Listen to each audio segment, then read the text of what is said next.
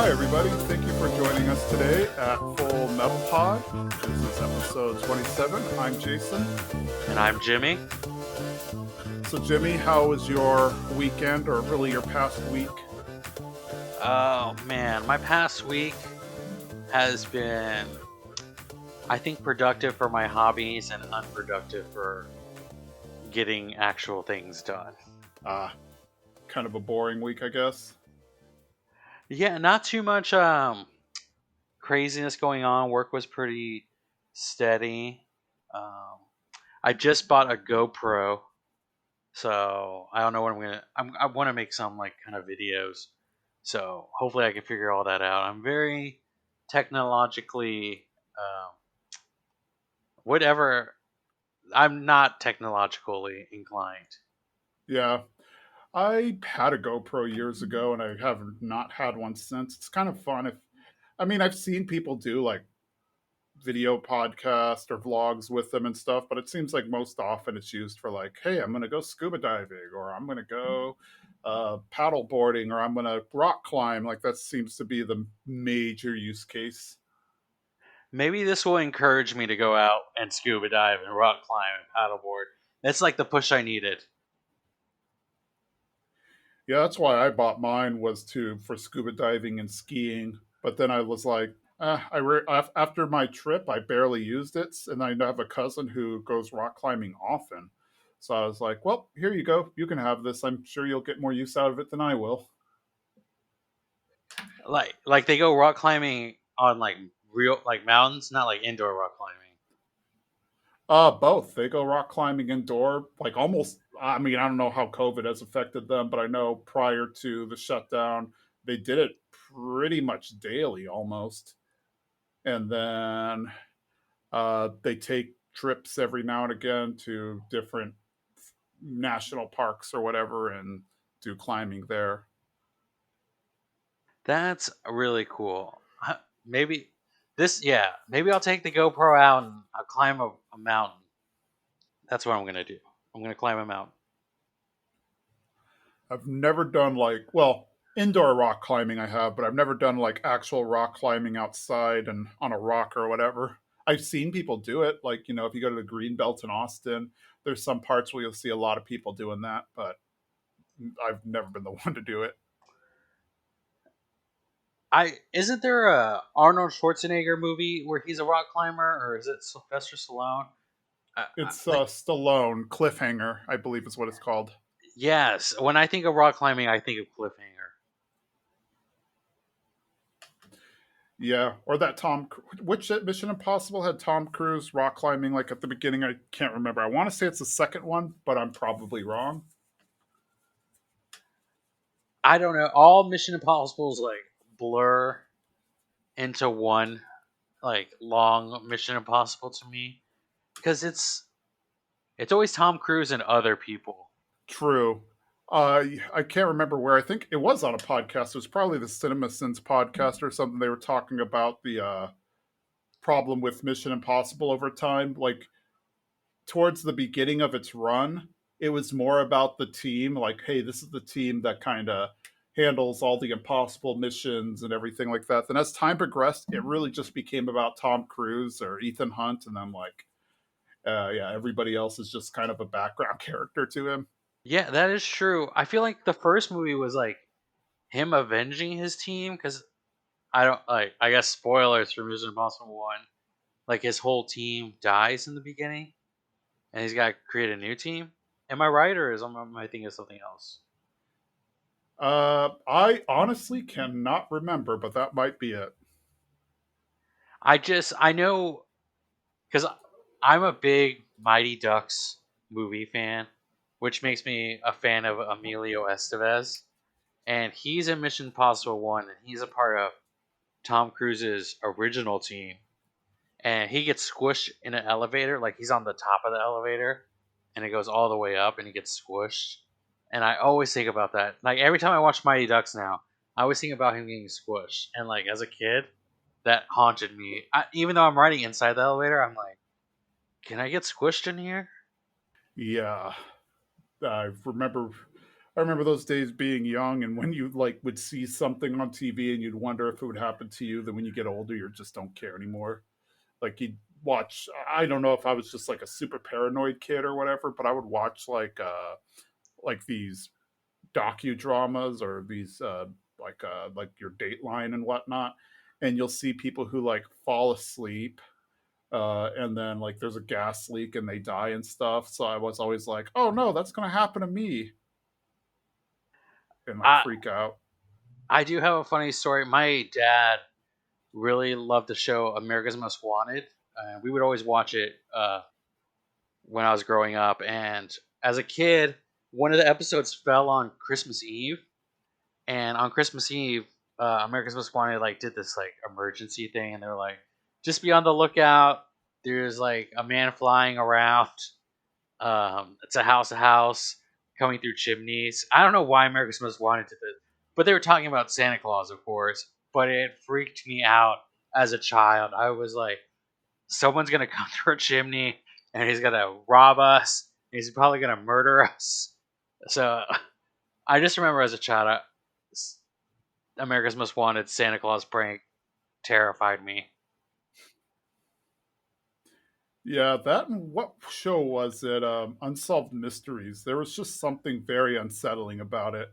Like I go back and watch it now as an adult, and it's like whatever. But when I was a kid, yeah, that could creep me out. Yeah, especially the alien stuff. When they would do alien stuff on Unsolved Mysteries, because like you can't control that. They just like take you when you're sleeping. Uh, yeah, Mm-hmm. child me was television was made to scare child me. Same, because like didn't have any of like that higher reasoning or whatever where I can say, oh yeah, this is all just made up, or there's holes in this story or whatnot. Like when I was younger too, when the internet first started to become a bigger thing, or in my house we started to get internet, and we'd find like all those videos with ghosts, so to speak, and whatnot. And like high school me kind of thought there might be some truth to it, but then of course adult me is just like whatever. Somebody made a somebody made an interesting flash video and told me it was a ghost. Oh, I don't know. I know my parents loved scaring me, so they like fed into it. I just remember one birthday. I had like a birthday party, and all my cousins showed up. It was like a slumber party, and I think I was like 6 or 7. And my dad was like, "You guys are old enough. You can watch Child's Play, which is the Chucky movie. If our listeners don't know." So we watched a Chucky movie. But for that birthday, my aunt gave me a My Buddy doll. And if you're not familiar, My Buddy doll looks like Chucky. So it freaked me out. And what that night when I fell asleep, my dad put the My Buddy doll in a chair next to my bed and he tied a butter knife to it. So when I woke up, that's the first thing I saw and I lost my mind. That's just evil. There's playing pranks, and then there's like just being a terrible person and scaring a kid with a knife in a doll's hand after they watch Child's Play. That's just evil. But the other funny thing that happened was I freaked out and I took My Buddy doll and I threw him in the trash can. And then I went out, during the day and played with my cousins and whatnot. Well, my mom found it in the trash can. She didn't know what was going on.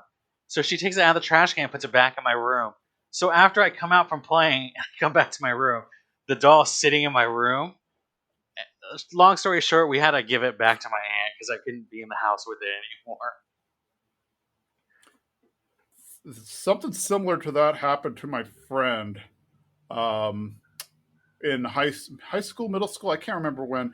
Remember when The Ring first came out, like the very first Ring, not that remake they had a few years ago or whatever. Yeah, where she Like comes out of the when, TV, right? Yeah. yeah. So I remember when that came out. A few of my friends saw it. One in particular saw it, and he couldn't like he used to have a TV in his room where he'd play video games or whatever. Like he couldn't keep the TV in his room anymore. Like he was so freaked out. Then when I finally saw it, I was like, it's not that bad. So it was a weird thing. Like it had this weird buildup for me because everybody was talking about how terrifying it was. And when I actually saw it, I was like, okay.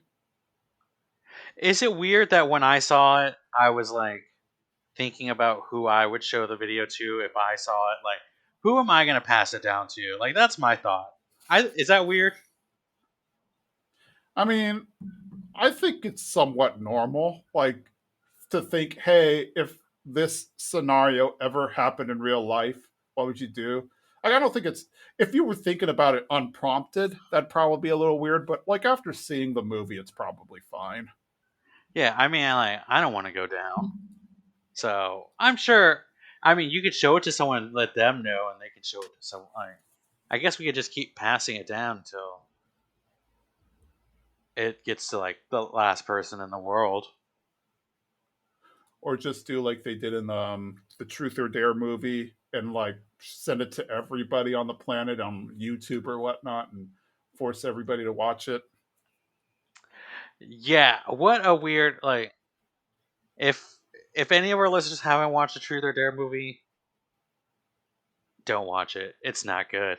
But but it is like that main character is supposed to be like this righteous person, and at the end she like sacrifices the entire world basically. Mm-hmm. Yeah, spoiler for a movie, but I'm pretty confident that people who wanted to, it's like what, 3 years old. People who wanted to see it probably already seen it by now.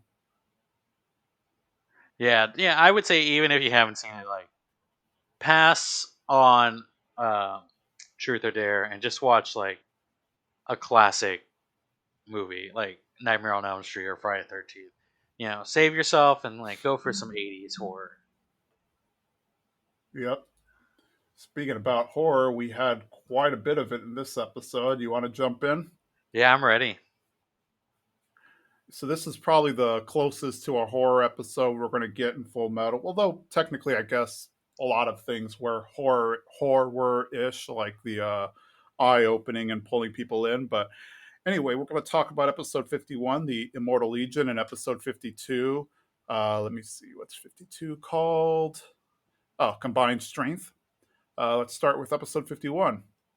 So the monsters, which we'll now know are called mannequins, awaken, and it pretty much goes as well as you think it would. They are essentially just a mindless horde of zombies, and they proceed to kill the general that woke them up. And as they're eating the general, the scientist is kind of, he's just like, "What's going on?" And they stop chewing on the general. They look at the scientist, and they're like, oh no. And then they walk up to him and try to eat him. He shoots them, but then it's clear that they can't be killed because they're not entirely human. Like they look human, but they it's like they're solid on the inside. They don't actually have organs or whatever. Uh, and naturally, they kill the scientist. Ed and team wind up in the area where Al, Hawkeye, and Mustang fought Lust. They see Barry the Chopper's metal body on the ground. Ed tries to force open this large door with really no luck. Uh, Soon the door opens itself up, and we see a sea of mannequins come out. Olivier has taken a general hostage, and she is confronted by some soldiers. She tells the soldiers to pull back and for the general to tell them to leave her alone. Instead, the general gives them the order to seal the command center and not let any of the brig soldiers in. Olivier is a little impressed by him having a spine, and shortly after, this general is killed by Sloth. Sloth was aiming for Olivier, but she was able to dodge at the last minute. Father had ordered Sloth to kill her. Olivier thanks Sloth for taking care of the general and essentially removing competition for her, and she prepares to fight. Ed's team are fighting the mannequins. It is pretty obviously that they are effectively immortal. Nothing seems to stop them. One yells out "Big Brother," which makes Ed realize that they are powered with philosopher stones with human souls, which makes Ed like not happy at all, to say the least. And then from there, They realize that, this is not a good situation. These things are effectively immortal. They're not human. And there are a bunch of them. And they realize that they have quite a conundrum because if they wind up escaping to the city, well, then everybody might, die because there's no way they can deal with it. So Ed uses his alchemy to seal off the exits so that they can keep fighting them but prevent them from getting to the surface. And everybody gets ready for a crazy battle. We see Heinkel hanging outside of the big dome prison thing that they created. Al says that Salim has been playing with Al's head, and it's really getting on Heinkel's nerves. But then Heinkel realizes that Salim is actually tapping out Morse code, and he's given out his location. Shortly, we see Kimberly show up, and he uses his destructive alchemy to let Salim out. Mei Chang is in the tunnels, running away from mannequins. In the process of running, she loses the jar that has Envy, and he is eaten by one of the mannequins. But this actually allows Envy to consume the mannequin's Philosopher's Stone, and then he starts to merge with other mannequins, all being created from Philosopher's Stones, and it allows him to come back to his normal form. We see that there are some soldiers in Kanama, no one's sure why, and Marco and Yoki are a little concerned. We jump back to Salim and, well, Pride Salim, and he's telling Kimberly that he ate gluttony. Kimberly is a little, confused by that, but then Pride explains, hey, we were all created by Father, so we're all kind of one, and so really it's not me eating it, it's just consuming him back into my being. And Kimberly's a little interested in all this. Al tries to save Heinkel, who is now seriously injured from Kimberly's attack, and Pride just grabs onto his legs being Alphonse's. Alphonse uses alchemy to create a dust cloud for cover, and he separates himself from his legs so that he can escape.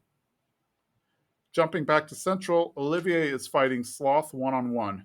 She is handling herself but not making a dent because, well, he's a homunculus. Soldiers show up to kill Olivier but are distracted by Sloth, and ultimately he winds up attacking them as they are kind of dumbfounded. Olivier grabs a bomb that they brought in and throws it at him. She hides behind a pillar, and of course, Sloth is unhurt. He shows up and grabs Olivier from behind, squeezing the life out of her. All of a sudden, Alex shows up to save her, so the two Armstrong siblings team up to fight the homunculus. Al is back dragging Heinkel to safety, but he is unable to make much ground as Al really doesn't have his legs. Heinkel wants Al to just leave him behind. Al refuses to leave him to die. Al doesn't want to let him die or, save his life to let him not be able to move forward. And so Heinkel's just kind of, I guess, amazed by this tenacity that Al has. And he also realizes that they do not stand a chance against Kimberly and Pride in this state.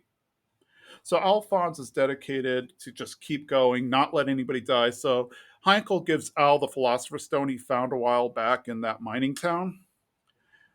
He says that Alphonse appreciates the life of the souls in the stone. Even though Alphonse is like against using a Philosopher's Stone, he says, fine, don't use a Philosopher's Stone to get your body back. But because you see them as humans, you should give them one last chance to fight against the people who did this to them and give them one last chance to fight to protect people. The episode ends with Al using the stone to repair his body and begin to fight. And of course, the end credits play like right as Al gets into the pose, so it's pretty epic. What were your takeaways, Jimmy? I I liked this episode. It was I I like this episode a lot just because of kind of all the storylines going on, and I love being able to jump back and forth because it's a lot of. I love it when there's a lot of action in an anime, and this episode's giving us a lot of things going on. Yeah, I mean, as things are starting to move forward and people are starting to get closer and more action is happening, yeah, it's definitely that case. And I do like a lot is happening. I did like the horror aspect of it with the mannequins who are just like, I mean, they're effectively zombies. Like if you told me that like this was Walking Dead or something, they're zombies without like the dead look. Like they're not bloody all over or anything or rotting flesh. But yeah, it was just it was definitely horrific. Trying to see everybody trying to escape them, like Mei Chang, I feel the worst for because she's in a tunnel by herself, effectively by them. So she have the element of darkness. Like at least when Olivier and them, or not Olivier, but when Ed and them were fighting the mannequins, it was in a brightly lit room. Granted, there's like because it's a wide open room, they get to see more of them and just see like how screwed they are by the mass amount of them that exist out there, but at least they can't be caught by surprise. But yeah, just seeing how everybody's handling all of that. And then, of course, finally getting to see the Armstrong siblings team up to fight. Oh yeah, I think we've all been waiting for this moment to see brother and sister Armstrong kind of go at it against Sloth, which is like a I don't know. Do you think Sloth is stronger than Pride? In terms of just brute strength, I say yes. In terms of, I guess, in terms of raw power, I want to say no. Like, I think if the fight came down to Pride and just drew a blank on his name. If the fight came down to like Pride and Sloth, I think Pride would ultimately win. But I think it's also because Pride's power seems to be largely in the fact that he has those tendrils that can move indefinitely and they're super sharp. But I think in terms of just like raw brute strength, I think Sloth is stronger. And it seems like I don't know. At least to me, Sloth is uh, more functioning now. He's like talking more and doing things. He's kind of when we first met Sloth, it was very like a sloth-like thing. He's like not moving fast and not saying too much. Now it's like he's got sentences going on. It feels like. Yeah. We really haven't seen much of him in the series, to be honest. Like he's just kind of been. We've seen him in like a few episodes in Briggs and passing mentions of him because his job has been pretty much to dig that tunnel. Like it's not like they don't give him much else to do. So outside of seeing him dig the tunnel, it's like yeah, now we finally have him being used for something. And my guess is that Father doesn't want to get his hands dirty. Most of his homunculi are gone, so Sloth is the one that he's using to uh, handle Olivier. Well, probably because he realizes that if they send soldiers after her, she'll be able to handle them one way or another, either outwit them or just straight on kill them, or Briggs soldiers might get them or something like that. But yeah, Sloth being a homunculus, it's not going to be an easy fight for him, for her, for anybody really. I do find it a little strange since Olivier's already fought Sloth once back in Briggs, and she shot. I don't know what they were like, giant bullets at him. Remember, she was Yeah, in the tank and she shot those giant bullets at him. It's kind of interesting. Like those did not like rip through his body back there in Briggs. They kind of just hit him and slowed him down a little bit. It was like I guess throwing pebbles, not something more than a pebble, but they weren't fatal shots. So I wish she would have come up with a different approach. It just seemed like she was gonna go head to head with him, you know, fighting style, but she's encountered this guy before and she knows what works and what doesn't work. yeah, but she also probably doesn't have access to the same type of material. Like the only reason they won in Briggs fighting was because they had the tanks and they had the cold and they had that fuel and whatnot. Whereas here, she just pretty much has like a gun and a sword. So, and she loves to fight. So I think she's just like she's just not the type to run from a battle. So I think the minute sees Sloth, even though she knows she doesn't have a chance, rather than running and having him lumbering after her, trying to catch and kill her, she just wants to fight him. Hmm.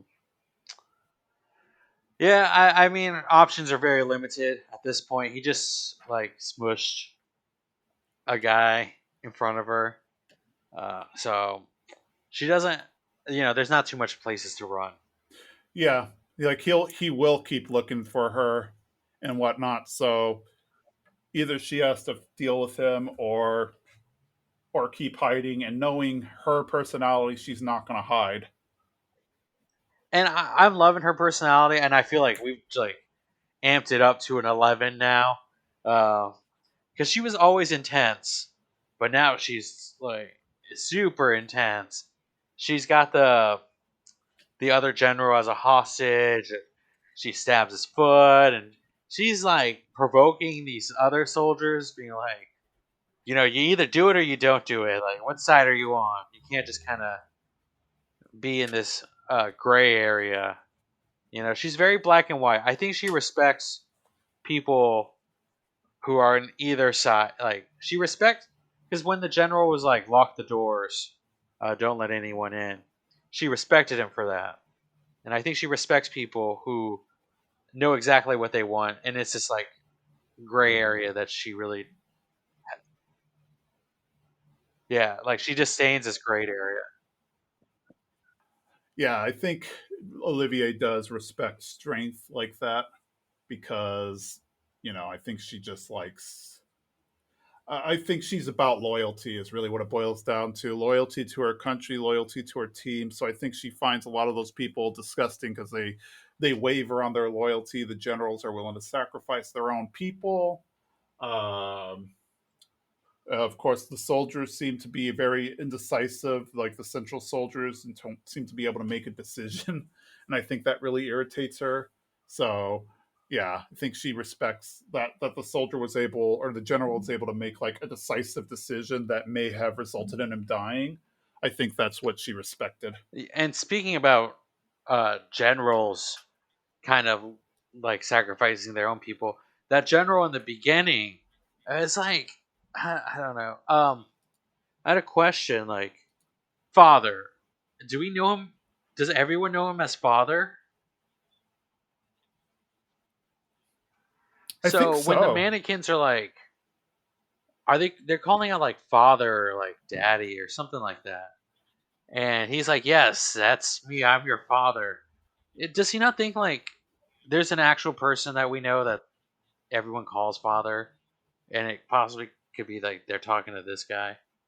Yeah, I don't know. The general seemed to think like it was one of those imprinting things, like when they say like when a baby is born, like a baby dog or whatever, if it sees you then it imprints on you.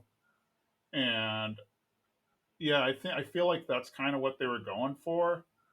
That maybe he figured, oh, they imprinted on me, so they're going to, they see me as their father, they're going to listen. But I don't, they might have just been yelling um just random phrases, like when they yelled big brother later on in the episode. So they're seen as being kind of mindless. Because that general like jumped the gun too. He's like, "Ah, what a success! This was a success. These soldiers, they listen to us and they obey, and they're just like gonna follow all our orders, and we won the war." And he says that like the second after they kind of come to life.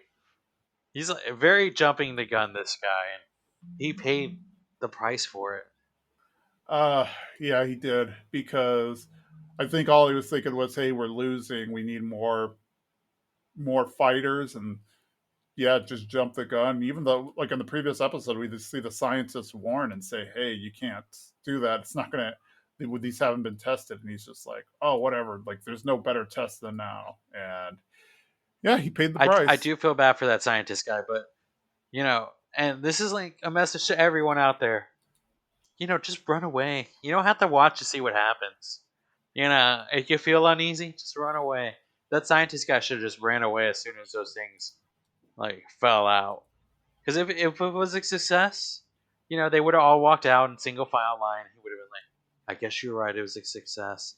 And if it goes sideways like it did, he would have already been out of the room and could have run away faster. Yeah, well, they say, like, they talk about fight and flight or fight versus flight. They say that in real life there's fight versus flight versus freeze. So I'm guessing he was like in the freeze category there.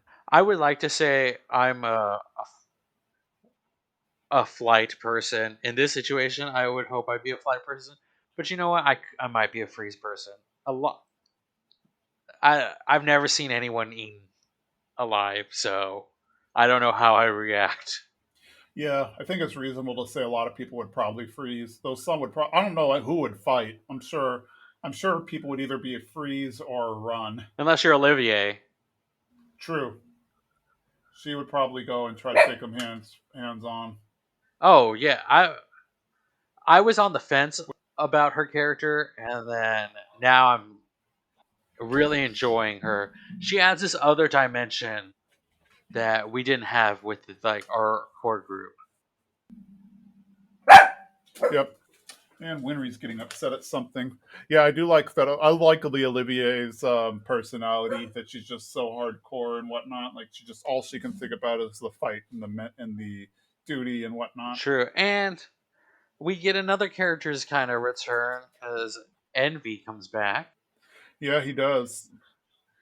which now I'm like, yeah, and now I'm like, do all of the homunculus know like we can just meet each other and we get stronger? I think they probably have deductive reasoning for it. Like we don't really see many of the homunculi consuming other ones, but we know Envy, like in an episode or two prior, he was talking about if he could just get to Central, get a Philosopher's Stone, he can return to normal. So I guess he figured that part out. Yeah, I think Pride's kind of the only one we see consume another homunculus, which is interesting, but I don't know. Maybe they all don't know that, or maybe they're all just too loyal to do it. And prideful, so he thinks that he is more deserving of life, and therefore he is justified in killing his own kind. It is it is a sight to see Envy consume all these mannequins to kind of become Envy again.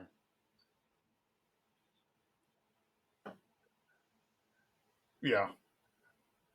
Yep. Now he's back, which is going to make it interesting because now they get to fight Envy. Like we're led to believe that we're done with Envy, but And I he's hope back. May doesn't feel bad about this. I mean, it is kind of her fault, but she was tricked into it. Yeah, she was manipulated for sure because I think she's definitely very single thought, single track mind. She's what she wants to do is win, not win, but get yeah, yeah. Essentially, she wants to win this contest, so to speak, to be the next emperor, so that she can save her clan. So I don't think she thinks much beyond that. And so when Envy said, "Hey, there is still this secret to immortality out there," uh, she was all ears. Yeah, and though I do enjoy, I think she is a great fighter. So it's this weird like double edged sword of she did bring Envy back, and now Envy has his body back. But she's in Central now, and I think she'd be a great addition. Some more firepower that our team needs to kind of take on Father. Yeah, yeah, she will be a good part of the team, and it is nice to have her back because I did like having her, and so this whole idea that she was going to be gone and going to Shing kind of sucks. So it is nice to have her around. But I think, like how you said, like what was my favorite part of the episode, and thinking about the episode back, this is my favorite part because a character that I didn't really not didn't care for, but never really thought much about, and now I'm like, I like this character a lot.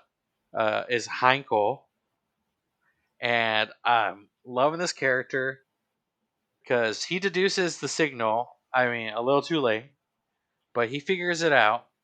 And that speech he gives, Al, about the Philosopher's Stone, about how, yes, it's made from souls, but, those souls would want to keep fighting and they would want to be a part of saving the world. So use the stone, but use it to give these people like justice and let these people be a part of saving the world. That was an amazing speech. Mm-hmm.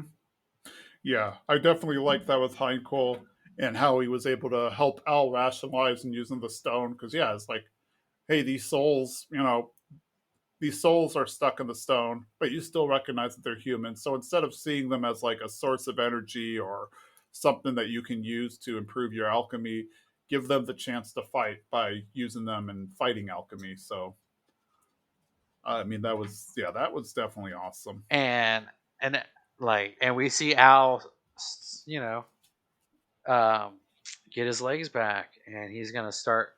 We don't know what's going out, but he's got the stone now, and he seems like he's gotten this boost. That speech boosted me up. I was like, I'm ready to do something.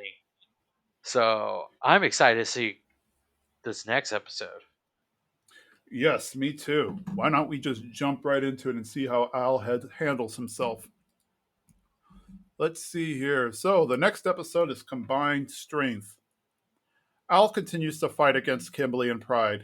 It is clear that they are unable to fight with Al when he has the stone. He is able to hold his own just fine, and he is able to outwit them and capture Pride in another like rock cone type thing. Only this one is much smaller than that dome.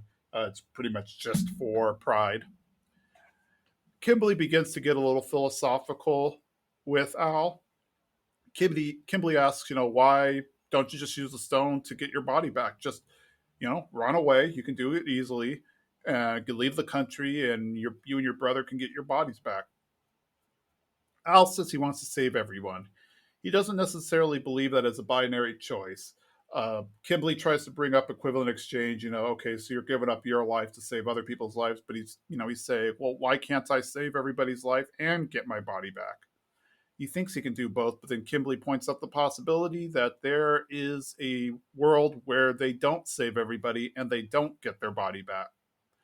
He reveals that he has a stone and destroys the prison that Pride's in. The Armstrong siblings continue to fight Sloth. He isn't going down easily, as to be expected. Soldiers appear to arrest Olivier. Sloth then shows that he has a very interesting skill in that he is the fastest moving homunculus. He is too fast to counter, but he is also so fast that he's not able to control his movements, so it doesn't look like he can control the direction that he's going. In fighting, Olivier loses her footing and is subsequently attacked by Sloth. Pride comes out of his cone prison. Kimberly and Pride figure Alphonse has to be around, and Kimberly throws some pebbles into the air and listens for it to clang. Al continues to fight, but he really is just kicking up dust. Pride successfully subdues Al, but then Al reveals that he doesn't have the stone on him anymore, and he says that he's not fighting alone. They realize that Al was just kicking up the dust so that they can see the direction of the wind, and so that must mean that there is somebody downwind of Pride. Out of nowhere, we see Heinkel, fully healed, jump and attack Kimberly's throat. And as Kimberly falls out of the corner of his eye, he sees Dr. Marco, who has a Philosopher's Stone. So presumably, Dr. Marco was able to heal Heinkel, and Heinkel is taking out Kimberly. Mustang and team are planning on breaking in. They hear that everybody is looking for an ice cream truck. That's what they escaped in. So he uses his alchemy to make it look like a meat delivery truck. Mustang then splits with the rest of the team, taking Riza Hawkeye with him, and they decide to enter the building and make their way to Father. We then jump to like a pretty cool sequence with the musical track over it, where Ed and the team are fighting the mannequins. Scar decides that their best bet is to destroy their legs, that way they can't walk. Ed is hesitant at first, mainly because he thinks that they're people, but then he realizes they're not people at all. They might be powered by souls, but they are far from being a human. He joins them in the fight. He creates a spear or a halberd, I guess you could say, and cuts at their legs. Then we go back to the Armstrong fight, and we realize that Sloth was not able to attack Olivier because Alex was able to jump in between them, and he is holding off Sloth and protecting Olivier from the attack. He is able to knock Sloth out, and he falls down a hole, but then the hole collapses, and the Armstrongs fall down that hole as well. Pride is about to kill Heinkel, but then he stops when Kimberly puts Heinkel, or when, I'm sorry, when Heinkel puts Kimberly in front of him. For whatever reason, Pride doesn't want to kill Kimberly. Pride then mocks the team for not giving up. Pride then goes to attack Marco, but out of nowhere, Yoki shows up in a car and he hits Pride. Everyone runs into the car and they barely escape. Heinkel throws out Kimberly as if he were a rag doll. Pride attacks, but really only manages to cut off the top of the car. The team's still able to escape. Pride sees the dying Kimberly. He's alive, but he's unable to really talk as his windpipe was crushed by Heinkel, and he's quite obviously bleeding out. Pride decides to ingest Kimberly to get his soul and the Philosopher's Stone that he keeps in his stomach, and that's pretty much the last we see of Kimberly. Olivier comes to after falling down the hole and sees that there are central soldiers in this room, and they're kind of in awe. They look, and it looks like Alex has transmuted a giant spike that has impaled Sloth. Then Olivier and Alex have a pretty, funny Armstrong conversation about how the soldiers have an order to kill her, and Alex is concerned because, well, if she dies, like he has to take over the mansion, and that's too much work for him. But then she says, "Oh well, it doesn't matter because if I die, I willed it all to Mustang anyway," which gets him upset. So there's just this little back and forth going. Then we hear gunshots in the hall, and apparently we have visitors. Mannequins have entered the room. Olivier is kind of offended because at first the central soldiers say, "Are these things from Briggs?" And he's like, "We would, Briggs would never have soldiers like this." Olivier tells them that the upper leadership have created these monsters and have likely sent them. The soldiers say they don't know anything about it, but really that doesn't matter. They are lowly soldiers, so the upper management doesn't really care. Sloth is slowly beginning to regenerate, so they'll have to fight him soon. Olivier gives the soldiers a choice, and she actually puts the soldier's gun to her head and says, "You can either kill me, but then you'll ultimately be killed by the mannequins, or you can team up with us and fight them." We jump back to the tunnel, and Envy is attacking Mei Chang, but she is able to dodge. Anytime Envy seems to grab one of the mannequins, he absorbs them. So Mei Chang figures that, hey, there's no way she can fight against all the mannequins, but she can dodge Envy all day long, so that's what she continues to do. Jumping back to Team Ed, they are fighting the mannequins, and they're just more and more and more, and they are getting tired. They're running out of weapons, all of that. And Ed is about to get attacked from above, but then all of a sudden they are saved by an explosion, and would you know it, Mustang and Riza have appeared.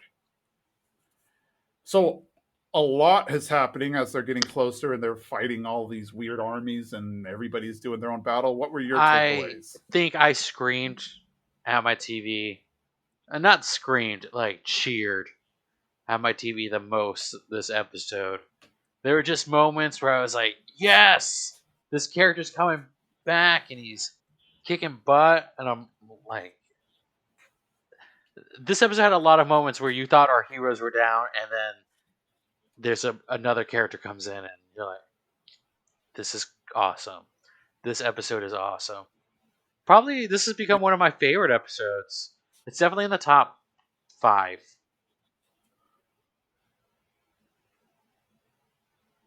Yeah, I think this definitely feels like the Avengers of Full Metal Alchemist. Like everybody's starting to team up. Like this is the Infinity War almost because everybody's teamed up, but they're also splintered. Like how in Infinity War they had the Wakanda fight and the Titan fight and stuff. It seems like it's kind of the same thing where we have Olivier doing her battle with Armstrong and those people, and then Ed has his fight going on, and then of course Mei Chang is running. Though, granted, inevitably they're all going to run into each other.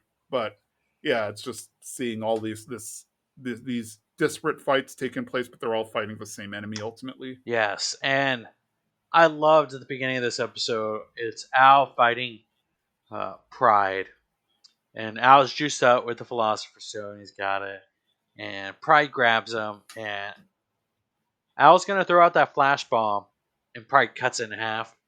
And I love this moment. It's these small things that I love. And Al's like decoy, and the flash bomb comes like it's under his foot, and it like explodes. I love when Al says decoy. It's hilarious, and it's just everything I needed at that moment. Yeah, Al. That's one of Al's humor, and it's also one of the times we get to see Al like really go at it fighting. Granted, he always fights, but now that he's powered by the Philosopher's Stone and he's like able to create swords out of nothing, or when a limb gets cut off, he's able to regenerate it. It's a very different fight than what we've seen in the past, and I love it. And we got that fight going on, but then we got the Armstrong duos fight, which is pretty cool because it's great seeing them fight side by side, and then they throw these small jabs at each other in between each kind of break that they get. Yeah, I like how they are arguing about like probate law and whatnot, and who gets the mansion while they're being surrounded by soldiers. And Olivier knows they want to kill her and everything, and they kind of break from that. And then the only thing that kind of stops them is when they see the mannequins come in and they realize, oh, time for us to fight again. So it's almost like they didn't even acknowledge that the central soldiers were a threat. It's just the mannequins. And it's great because for them too, they are like, we can handle this. We're fighters. We can do whatever comes our way. We're able to handle it. So we need to hash out the mansion details while these soldiers are completely worried about what's going on. And it's just a great moment. Priorities. Uh-huh. Yep. And then, of course, what's his face? Sloth starts to come too, so now they have to deal with him. But it was just funny to watch their dynamics as a family. And what a moment where Sloth is going after Olivier, and it's Alex that it stops him. And it's just a great moment.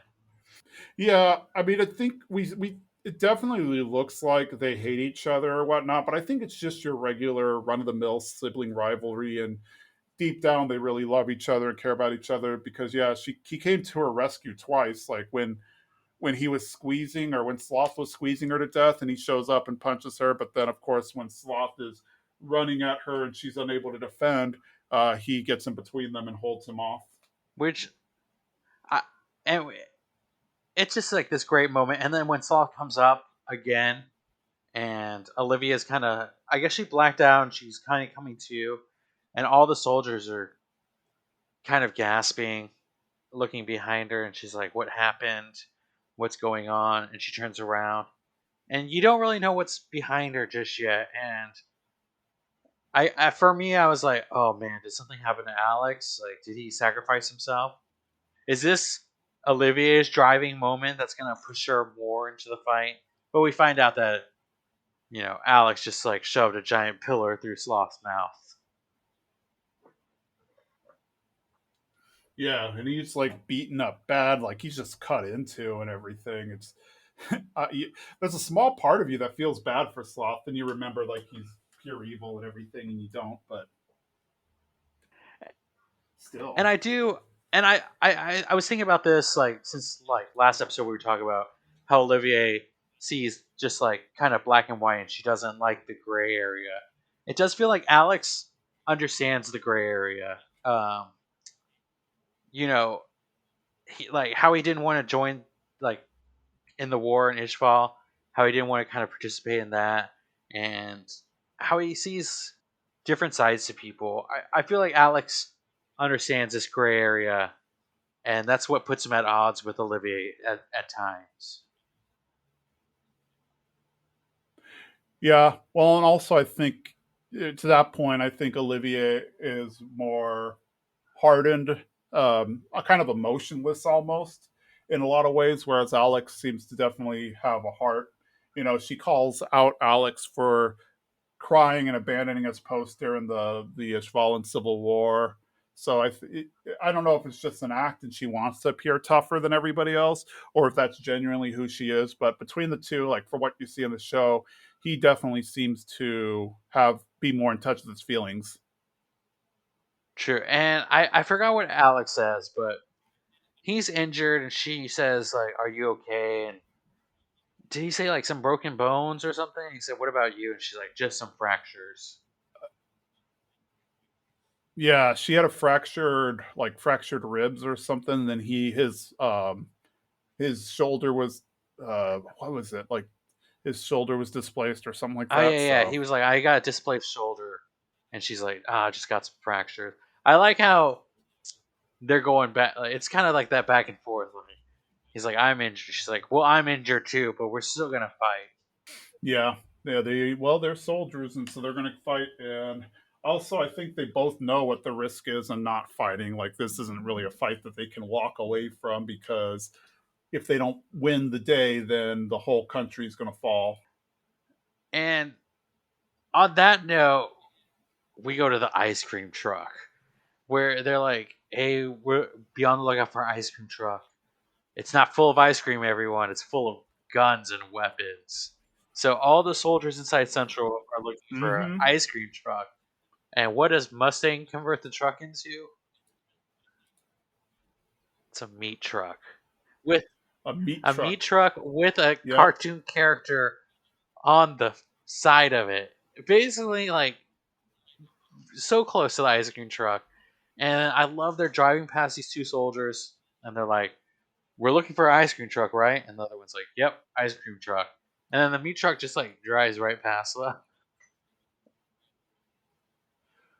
I can't help but think that they might be dumb or something like they know they live in a world of alchemy and they know he's an alchemist. Like they couldn't. I mean, I guess the soldiers aren't well trained or something. Like, wouldn't they have pieced together that it's possible that uh I don't know that like that he that he could transmute the truck? Like, why look for a specific? They should stop every truck because with equivalent exchange, you can't make the truck smaller or larger than it actually is. So just stop any truck that comes by. But then again, we wouldn't have the show, so I shouldn't be looking at plot holes. True, but and it's a great comic break in this episode. But that truck had like a cartoon pig on the side of it. Yeah, that's always an annoying thing when whenever there's like a chicken restaurant or something like that, and then you see a cartoon chicken on the front, and I'm like, that's just gross. That's like cannibalism. Having the cartoon pig with like sausage links and whatever. I it was a great moment where just the truck passing and them those two soldiers asking each other like ice cream truck, and it's like, "Yep, ice cream truck." So just ignore this meat truck. It was a great break in between our two kind of big fights that are going on. Yeah, I liked, not liked, but it was interesting because we saw Pride consume Gluttony not too long ago, but now he actually consumed a person. He consumed Kimberly. And I quite didn't understand um like that. Like, is he turning Kimberly into a philosopher's stone, or has Kimberly used a philosopher's stone so much that he's basically one? I think it's both because Kimberly stores the Philosopher's Stone in his stomach, and we see him like regurgitate it when he needs to use it. So my guess is he figured that was the quickest way to consume him. And then I think he also wanted to eat his soul to add it to his own Philosopher's Stone. So I mean, my guess is if he killed, my guess is if he just flat out killed Kimberly, like he would lose his soul and he wouldn't be able to get his soul added to the Philosopher's Stone. So I guess that, like, because on one hand I'm thinking, well, why doesn't he just like rip into him and take the stone out of his stomach? But I guess they figure, well, also Kimberly's in a position where he can't necessarily run away, so yeah, I guess he just consumed him as is. Though now that I think about it, I wonder if that's like a little bit of gluttony inside Pride. You know, gluttony would just always eat people. So is that a little bit of gluttony's kind of personality coming through? I think so, because you kind of see him lick his lips at the beginning, which you don't really see him do much until after he consumes around the time he consumes gluttony. So yeah, So that's interesting. But because at first I thought, oh, he can't let Kimberly die because Kimberly must be one of these people they need. You know, like I don't know. It's a short list. Is Mustang on that list of people that they want to keep around? yeah, they mentioned that because I guess like they need people who've opened the gate before, and I guess so far they only have four with Hohenheim, the Elric brothers, and Teacher. And I guess they need to find a fourth one and or fifth one rather, and force him to open the door. And I know there was an earlier episode in season 3 where the generals are all at a table and they're discussing who to possibly get as another sacrifice, and they bring up name, but they say he might not have the nerve to open the gate, and then they bring up Mustang. So yeah, they need one more sacrifice for this promised day, and so I think that's why he didn't want to attack Kimberly, because he didn't know if Kimberly was alive or dead, and he was a candidate. But then I guess I don't know. I guess either a combination of his gluttony or him just realizing that there's no way Kimberly's going to survive another 10 minutes in this state, so I might as well just consume him. Yeah. So yeah, because I was wondering like are they kind of the same thing? Are they keeping Kimberly? Does he not want to keep Kimberly because you know he's a perfect candidate? But before that, that was this is one of the moments where I yelled at my TV when Heinkel comes out and just clamps down on Kimberly. I was like, yes, this is exactly what needs to happen. Uh, you know, it's every worker's revenge on their boss. It feels like you treated me badly, and now the tables have turned. Yep. Yeah. Yep. This is finally see Kimberly get his comeuppance. And I mean, clearly he's not going to be around anymore. And he lost to Heinkel. And seeing how badly he's treated Heinkel up to this point, too, it was definitely nice to see Heinkel get the one up on him. There's which is awesome because I was feeling like maybe Heinkel was is dead because he was not looking good at the end of the last episode.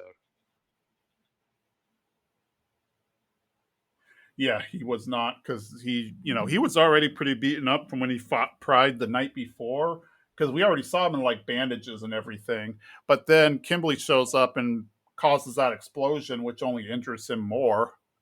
So he was not in good shape. But yeah, Marco showed up and healed him. Oh, and then Marco shows up, and I'm like, yes, Marco's here too. It's just me yelling at my TV and my dog thinking I'm crazy. But Marco coming back, and Marco's fearless now. He's like, I need to go into this battle. I need to be a part of this. I can't just let everyone fight around me. I need to um, help save the world. And Marco's amazing now. Yes, I love that about Marco, is that now he's I mean, we've seen that come out to him a little bit over time, like how he fought Envy and destroyed his stone and whatnot. But yeah, Marco is definitely wanting to fight, because I think he just realizes that there's just way too much at stake for him to not fight. And then Pride is gonna kill Marco. And then Yoki shows up and he hits him with a car, and it's like, wow, this guy finally is stepping up to the game, and they get in the car, and he's like, I can't just let you guys save the world, and I stand on the side. I don't want to be left out on this saving the world thing. Yeah, he's always the coward, so it is very interesting to see him actually be brave for a chance. And he's not quite as humble about it because he's like, and I hit the strongest one of them all, the homunculi, which was very. It's still jarring seeing uh Pride get hit by a car because Pride is looks like Salim and Salim is a little child, so kind of see him flying in the air. because a car just hit him. It's still a little jarring, but he is an evil homunculus, so I'll let it slide. Yeah, it is. Yeah, I guess it is weird because he is in the body of a kid to see like a car just strike him and knock him to the ground, but it's also evil, so you don't really care. And now it feels like, because now we got Al, Marco, Heinkel, and Yoki going to Central. So I feel like that's the last of our group that's not in Central right now. Yep, they're headed to Central because they've got to. I mean, the whole purpose of now staying behind was to make sure that Pride couldn't escape, but now Pride can escape. So what's left to do? And so they're going to Central. Um, we've got the Armstrong siblings fighting Sloth, so they're handling that, and a whole bunch of mannequins. We got Ed, Scar, and the rest of the Chimera team fighting mannequins down near the door, and then we get Mustang joining them, which is awesome. Oh, not just Mustang, but Mustang and Hawkeye. And it's like our team is slowly getting put together, and it's so exciting. Yes, I can't wait to see what happens next in the future episodes and how they, man, how they get past it all. True, and we're not even. I mean, we got another season after this, so That's true. I'm excited to see what happens. Me too. I can't wait to see what happens next. I think that's all I've got. What about you? Yep, that's all. I gave it all. Sweet. Well, we will see you guys next week as we talk more about the Battle of Central City. Until then, my name is Jason. I'm Jimmy. Bye. Bye.